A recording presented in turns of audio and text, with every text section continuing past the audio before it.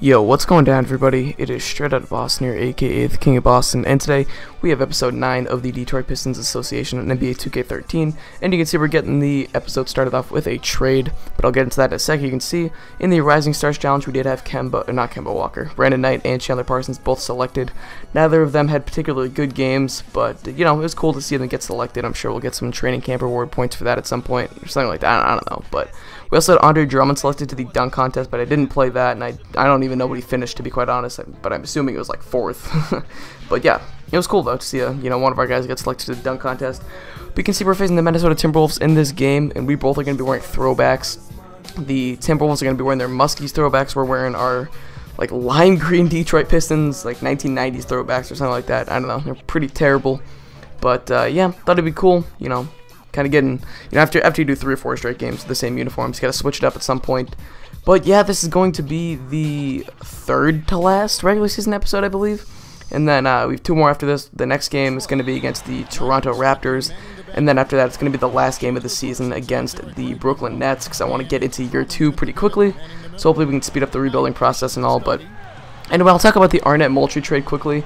Chris Wilcox was not happy in Detroit, just like he wasn't happy in Boston. I don't know what he thinks he should be getting in terms of minutes, but I was giving him like 14, 15 minutes a game. And he just was not too happy with it, so I decided that it was either going to outright release him, wait till the end of the year because he is an expiring contract, or, just try to deal him for like a 2nd-round pick or something. And, I decided to at least look through the trade finder, and I ended up finding Arnett-Moultrie, who was the 27th overall draft pick by the Miami Heat. He was then subsequently traded to the Philadelphia 76ers. So, I thought he's 19 years old, he's got C+ potential, which isn't bad. And honestly, in 2K, there's not much of a difference between like C+ and B+ potential. It's really dependent on how well they play, is how well they're going to develop, honestly. But anyway, so I decided to pull the trigger on that trade. He's 19 years old. He's got a lot of room to develop. I think that he's a 2-year deal with a 2-year team option. It's a rookie contract, so it's not a 1-year deal, but it's also like 27th overall pick's not making much money. So yeah, I mean, it's not going to kill us in the cap or anything. It's not going to prevent us from signing any big names in the upcoming offseason or something like that. So I wasn't too worried about that. And I just really liked the deal. I thought it was a good deal. Didn't give up anything except somebody who we were just going to probably release soon or let go in free agency. So hopefully Moultrie can, maybe produce or develop himself into a role player for this team in the future. I'm looking 2-3 years down. I mean, every time I acquire someone, I'm thinking 2 or 3 years down the road, what are they going to be? I'm not concerned with what they are now. I'm concerned with what are they going to be. That's the same thing I was thinking when I got Chandler Parsons. Same thing I was thinking when I got, I just totally lost my train of thought. I was trying to think of, other guys. But it's the same thing I was thinking when I did acquire Arnett-Moultrie. I'm thinking Moultrie could be a role player for this team. If he can develop. I mean, he's like a 61 overall right now. Thinking if he develops, I think he's a 63 actually. If he develops like a 66, 67, that's fine. I mean, you're a role player on my team any day if you're going to get a 2 up into the upper 60s.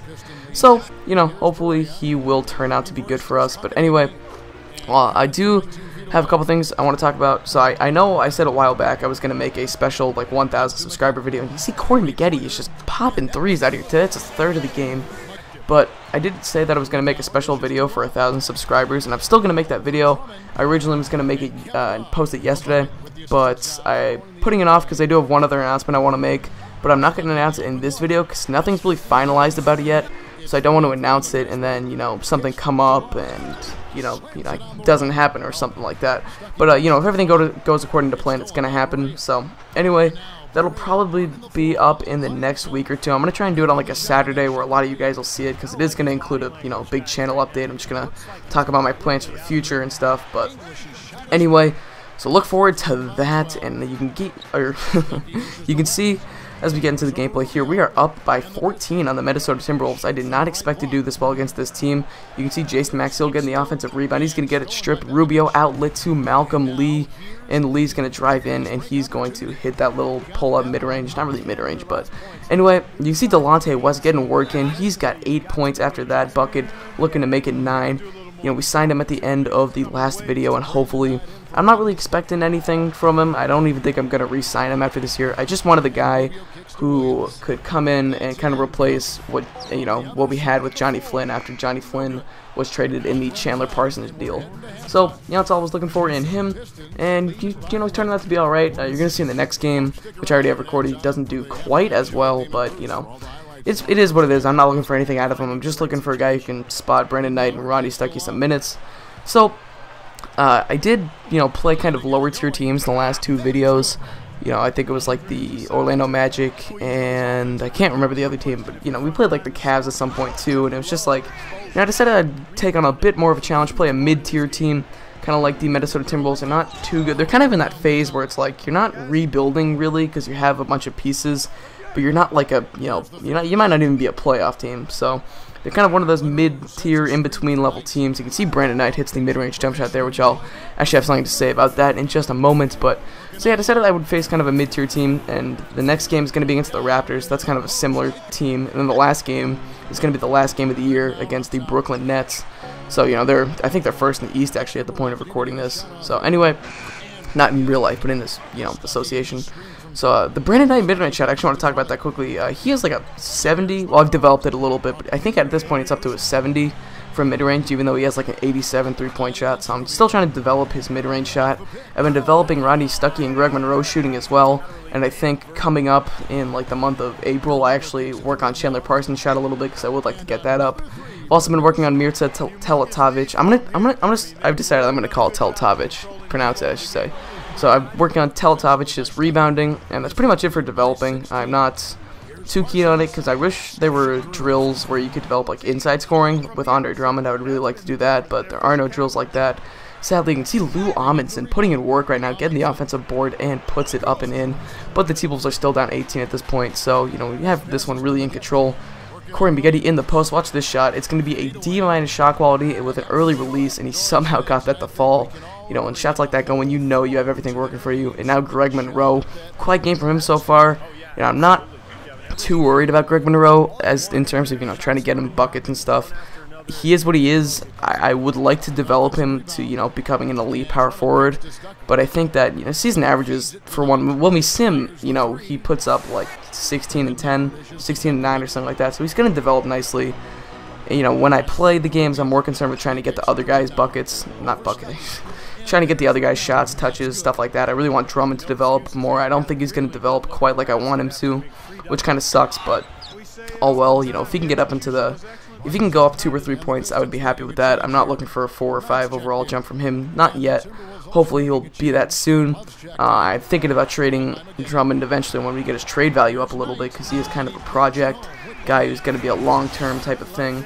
I'm not really, I don't want him to be like Brandon Wright, who's a guy who was drafted, 4 or 5 years ago, I believe, and people are still kind of waiting for him to, become the player that everyone thought he was going to be. So I really don't want to have that with Andre Drummond. But anyway, you can see we're up 24 points at this point, blowing out the Muskies, I should say, the Minnesota Timberwolves. And yeah, so you can see, I believe that's Dante Cunningham. He's going to pass it off to J.J. Barea, who's going to hit the floater there. Nice play by J.J. Barea. And Luke Ridnour now bringing up the ball. Really, the T-Wolves kind of actually made a little bit of a run here at the end of the game. You can see Kevin Love is going to pop that 3. And they cut it to 20. But you're going to see now it's 18. Rubio bringing the ball up the court, spinning off. He's going to find Luke Ridnour in the corner. And the 3 started falling for the T-Wolves. The lead's down to 15. They really wouldn't close in too much, but you can see Ricky Rubio with the inbound steal there. Hits Brandon Roy, back to Rubio for the mid-range J. Down to 13 now, but 2 minutes left. They didn't have time. You see Brandon Knight's gonna go in. He's gonna find Greg Monroe. He's gonna finish that one. So he had about, I think, 13 or 15 points on the game. You can see Kevin Love's gonna hit another 3 on the fast break. It's pretty funny. They really started hitting their 3s at the end, but it was too little, too late. It's an 8-point game at this point, but 16 seconds left. And we were thinking about running the clock out, but I wanted to get Brandon Knight 10 assists so we could get his first 20 and 10 game, I believe, that I had played in personally. So we got him his 20 and 10. Stuckey on the boards there. We're going to finish this game 108-97. So you are going to see the box score and team stats. As always, Rodney Stuckey and Brandon Knight would lead the way for us, though, both with 20 points. Knight with 10 assists and 5 boards. Stuckey with like 7 boards and 5 assists, I believe. So really liking that backcourt right now. I've done a little bit of user scouting. I usually leave the scouting for the prospects to the computer, but I've done a little bit of user scouting. I'm thinking about Shabazz Muhammad if I get a top pick, but I don't really know if I want to replace Stuckey just yet. We'll see. But anyway, you can see the stats there. You know, pretty good game by our team, especially defensively. I really thought we stepped up defensively, even though we're really a poor defensive team right now at this point in the rebuilding process. Hopefully we'll improve that soon. But that's going to wrap this video. Thank you guys for watching. Hope you enjoyed, and as always, I'm out. Peace.